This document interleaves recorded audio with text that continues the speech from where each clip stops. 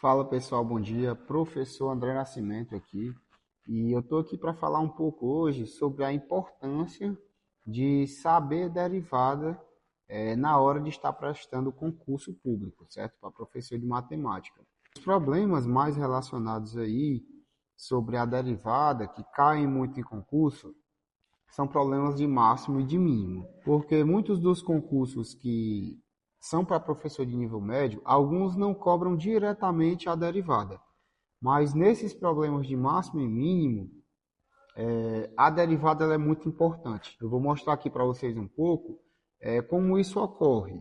Bem, pessoal, quando eu quero saber onde uma função polinomial ela atinge seus pontos críticos, que a gente chama de pontos de máximo, pontos de mínimo, seja local ou global, a gente tem que observar a primeira derivada, onde a primeira derivada ela se iguala a zero.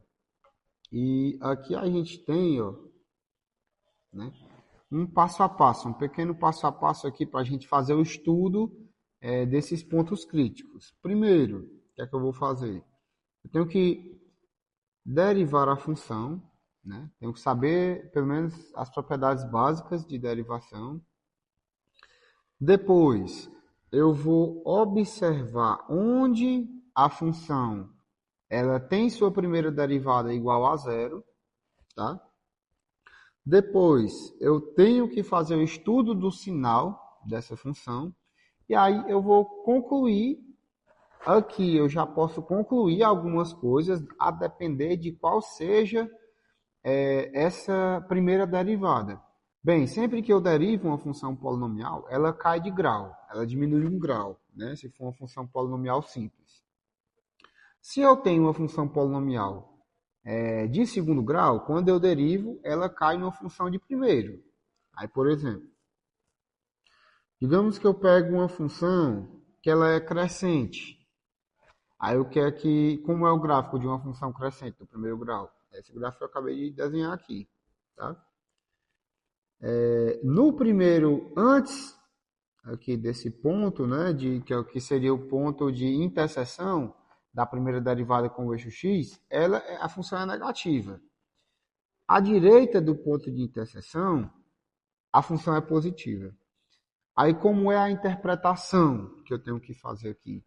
Que a função está decaindo e em algum momento ela passa a crescer.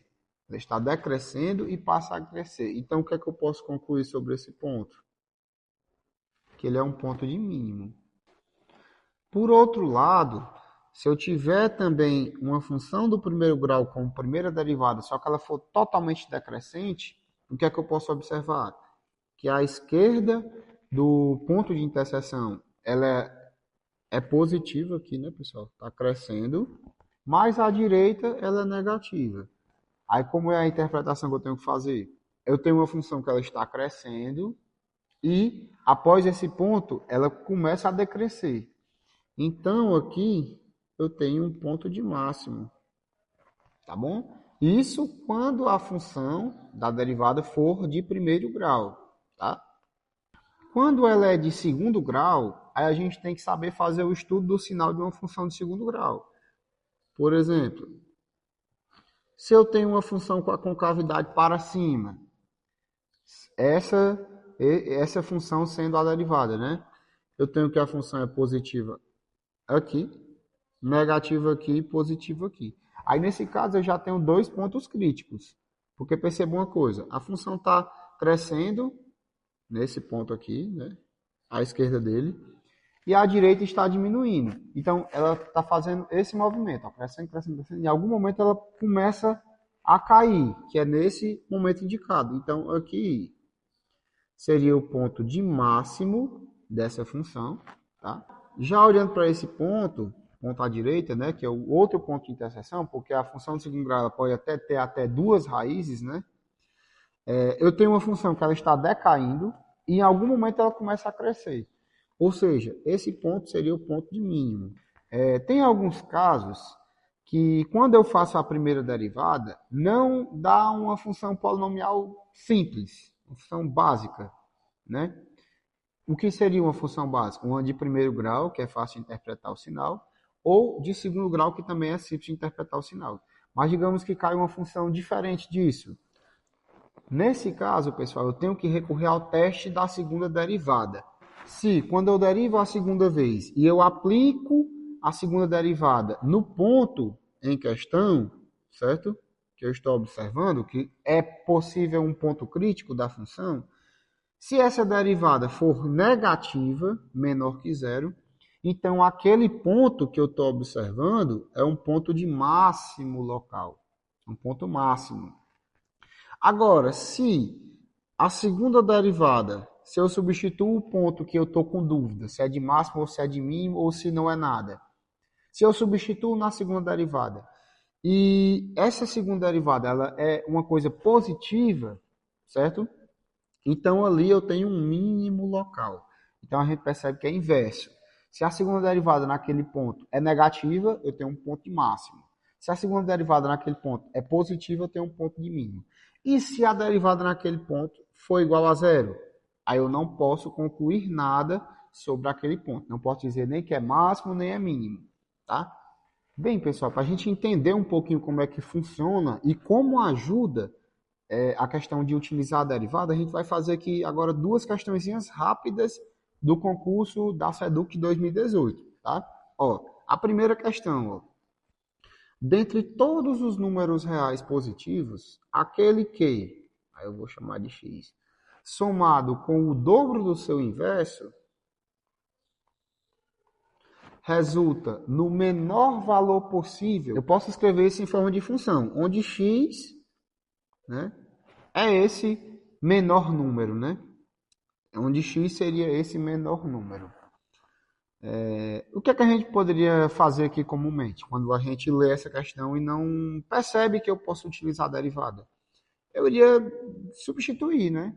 Fazer, ó, raiz de 3, por exemplo, só pegar para exemplificar, para testar a letra A.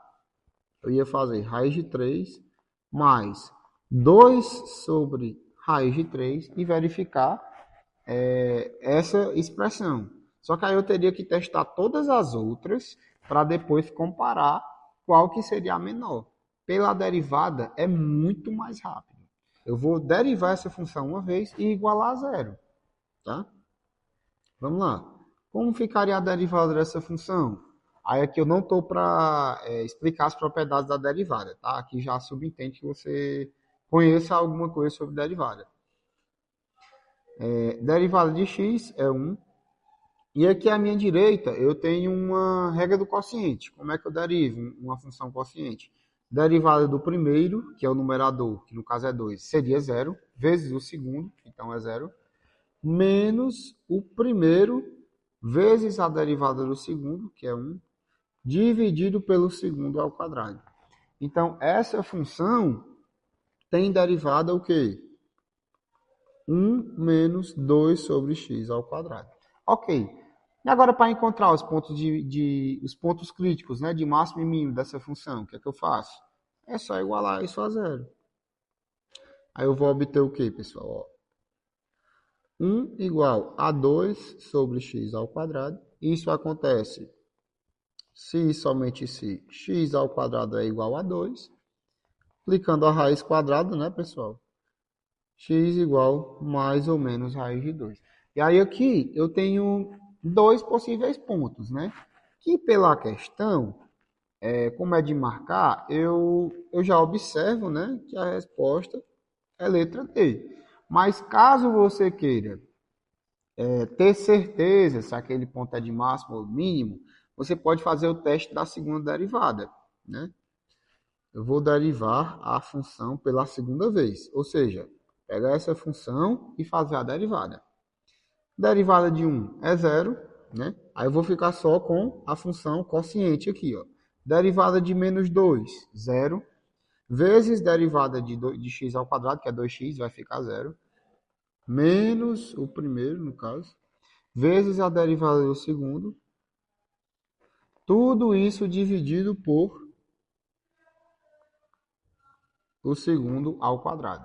Então, essa aqui ia ficar o quê, pessoal? 4x sobre x à quarta igual a 4 sobre x3. Pronto, pessoal. Essa é a segunda derivada da função. 4 sobre x ao cubo. O que é que eu tenho que fazer agora? Substituir, né, por um dos pontos críticos e verificar se é positivo ou se é negativo. Tá? Vamos substituir pelo raiz de 2, só para a gente conferir. Ó. Quando eu substituo o x por raiz de 2, eu obtenho 4 sobre raiz de 2 ao cubo. Você concorda comigo que isso é uma coisa positiva? Né? Se é positivo, quer dizer o quê? Que esse cara, raiz de 2, ele é um ponto mínimo da função. Que eu comentei inicialmente, que é o inverso. Se eu tenho uma coisa positiva, então é um ponto mínimo. Se eu tenho uma coisa negativa, então é um ponto máximo. Ok? Então, a resposta dessa questão é raiz de 2. Para finalizar, pessoal, eu vou fazer um comentário aqui da questão 51, da mesma prova, certo? Que ele pede o quê? Ó? Olhando para a função f, que é essa função aqui, certo? Qual é a imagem dessa função? Bem, pessoal, mais uma vez, a derivada vai me ajudar aqui a saber o conjunto imagem dessa função. Por quê? Eu posso aplicar a derivada nessa função e encontrar seus pontos de mínimo e máximo. E eu sei onde é que a função, até onde ela vai menos e até onde ela vai mais. Então, dali para cima, onde ela vai menos, vai ser uma parte do conjunto imagem, e de onde ela vai mais para baixo vai ser a outra parte do conjunto imagem. Ok, pessoal? Então, vamos pegar essa função, né, e fazer o estudo da derivada dela, certo? Vamos fazer a primeira derivada dessa função. Eu vou obter o quê? Derivada de x é 1.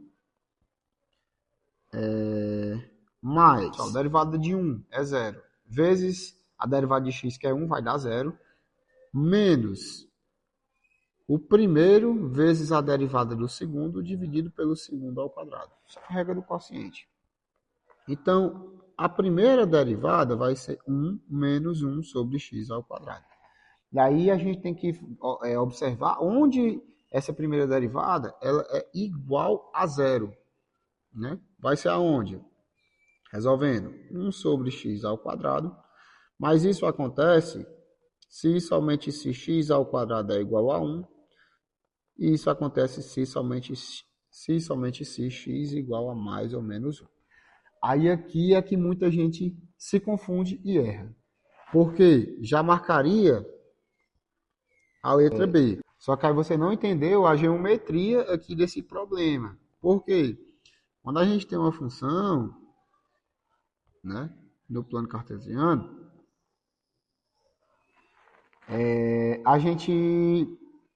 o x, né, ele vai falar sobre o domínio da função. Se eu quero olhar a imagem, eu tenho que olhar para o eixo y.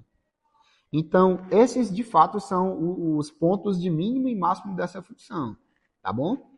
Só que eu estou olhando para o domínio. Como a questão quer que ele quer a imagem, o conjunto imagem, eu tenho que pegar esses pontos e aplicar na função. Ó, quando eu aplico a função no ponto 1, eu vou obter o quê? Ó? A função, essa função aqui, tá? Eu vou obter 1 mais 1 sobre 1. 1 mais 1 igual a 2. Olha que interessante.